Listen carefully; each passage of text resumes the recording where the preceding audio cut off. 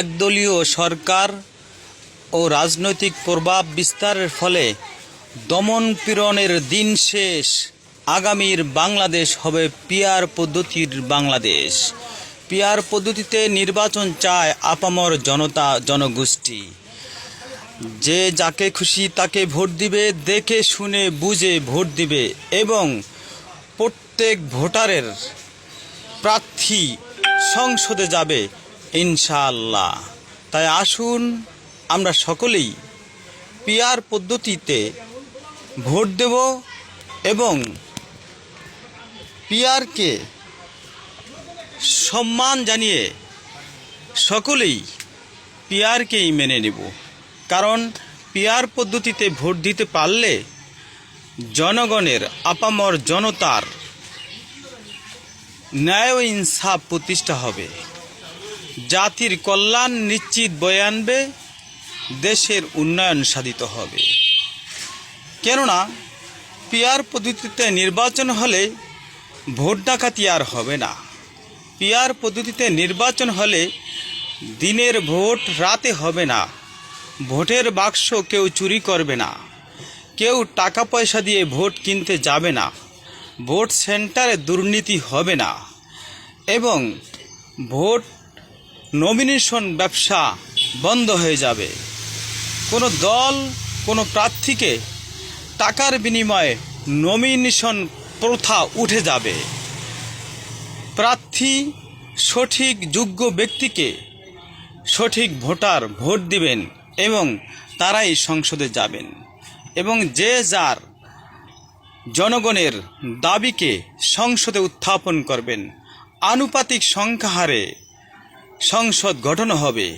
তাই আসুন পিআর পদ্ধতি যারা সকলেই মেনে নিচ্ছেন, শুধুমাত্র একটি দল মানছেন না, তাদেরকেও আমি অনুরোধ করব, আসুন যদি জাতির কল্যাণ চান, দেশের ভালো চান এবং ইনসাফ প্রতিষ্ঠা করতে চান, তাহলে আনুপাতিক সংখ্যা হারে পিআর পদ্ধতিকে মেনে নিব ইনশাআল্লাহ। যেহেতু বিশ্বের অনেক রাষ্ট্রেই প্রায় 92টি রাষ্ট্রে পিআর পদ্ধতিতে নির্বাচন চলে আসছে, আমরাও চাই পিআর পদ্ধতিতে নির্বাচন হোক এবং আপামর জনতার সকলের ইচ্ছা আকাঙ্ক্ষা পূরণ হোক। সকল দল মত নির্বিশেষে পরিচালিত সংসদ এবং সরকার গঠন হোক, মানুষের কল্যাণ নিশ্চিত হোক, মানুষের আশা প্রত্যাশা পূরণ হোক। পিআর পদ্ধতি আমরা সকলেই পিআর পদ্ধতি নির্বাচন চাই। পিআরের ভিতরে কোনো দুর্নীতি নাই, কিন্তু বর্তমান ইতিপূর্বে আমরা যা দেখেছি 54 বছর রাজনীতিতে,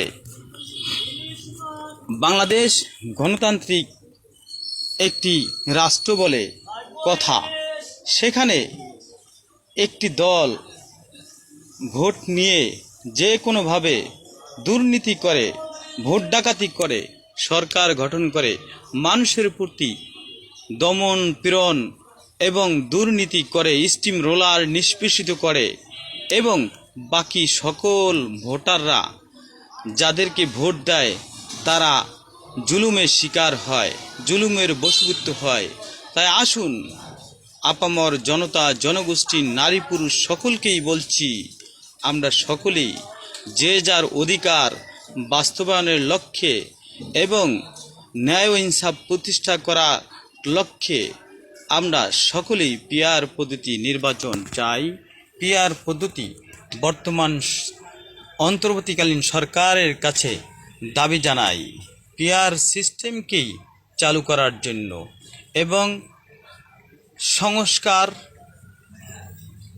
খুব প্রয়োজন, সময়ের এখন দাবি সংস্কার করে।